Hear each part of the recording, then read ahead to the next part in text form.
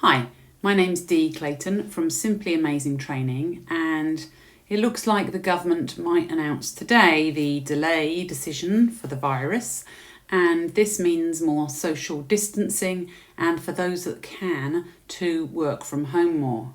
So some people might be making their first ever work webinar call or video call, and I want to encourage people as much as possible to keep Britain's businesses going, to have the same meetings but have them virtually and use video call, which is much better than email and much better than just a normal phone call, much better to use virtual call webinars so that you can still see people's body language and you keep that connection. So I wanted this video to help you to get started. I want you to feel confident once you've watched this video that you can go for it and do your first work webinar and go ahead and have your first meeting perhaps today even.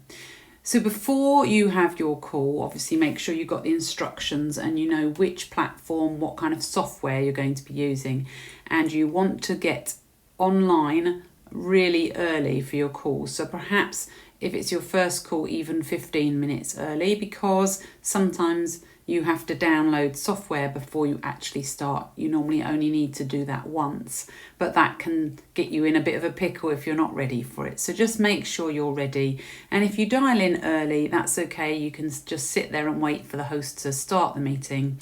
I would recommend, if you do get there early, that you turn your video off and your microphone off until you're ready to go. Otherwise they'll hear you and see you getting your cup of tea in the background. But not important, not too important. Just a little bit of advice there. So get in early, especially if it's your first time, and then you can feel confident. Once you've logged into the software, test your microphone and test your videos, make sure people can see you, and very importantly, find the mute button so that if your kids are home from school or if your dog is barking and there's a big group of people talking, your background noise won't put off the other participants. So find the mute button, put yourself on mute. Sometimes the organizer can put you on mute as well. So if you can't be heard, that might be why. Then during the call, if you've got a video call, make sure you look at other people's pictures so you can see other people's faces. Don't get obsessed with what you look like and whether your hair's lovely. Try and, even if you can, arrange the pictures on the screens that your picture is really small and that you're engaging with people as you would in a meeting. You wouldn't sit in a meeting room looking in the mirror at yourself or worrying about how you look. And this is the same. Keep your attention on all the other participants. That's what it's about, engaging and communicating with them. Really try and stay engaged. It's not as easy on the video call to stay engaged, but help the organizer, the meeting host, by staying 100% engaged. Don't be reading email or doing anything else. 100% listen to what's going on in the meeting. And if you get an action, make sure you're really clear on the action.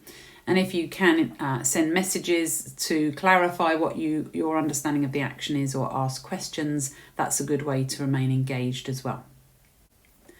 So at the end of the call, just reflect on how that call went. And the most important thing is that you did it. So well done for doing your first video call. And please do not beat yourself up if it didn't go perfectly, if you were late joining in or you couldn't say something or couldn't be heard when you wanted to be.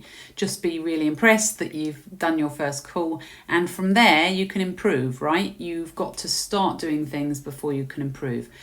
So I'm a great believer in the 20-80 rule, that 20% of the action gives 80% of the results. So you showing up, being on the call, did most of the work. And if you want to continue to improve from there, then have a look at my future videos on specifics about how to be even better on your webinar calls. And if you've got to host one, then a lot of my videos will be about how to host a call in terms of the content and what to do and structure, etc. So look out for more. Maybe follow me on LinkedIn so that you can see additional videos on this, and check out my blogs that have some updates and information as well. Also my book, where's it gone? High Performance Presentation. I've got some a few chapters. If you've already got my book, take a look right at the back there. There's some tips on conference calls around page 260 or so. So take a look at some of the tips in my book, and really let's just get going. Use webinars for business and keep British businesses going and keep business running as usual as much as possible, and really keep that social interaction going as well, because we don't all want to become hermits as we work from home. So use technology, don't be scared of it, and if you've got any questions or thoughts, please drop it in the messages or email me with any requests for anything else that you want to cover in future videos. Okay, good luck today working from home if you are doing so. Bye.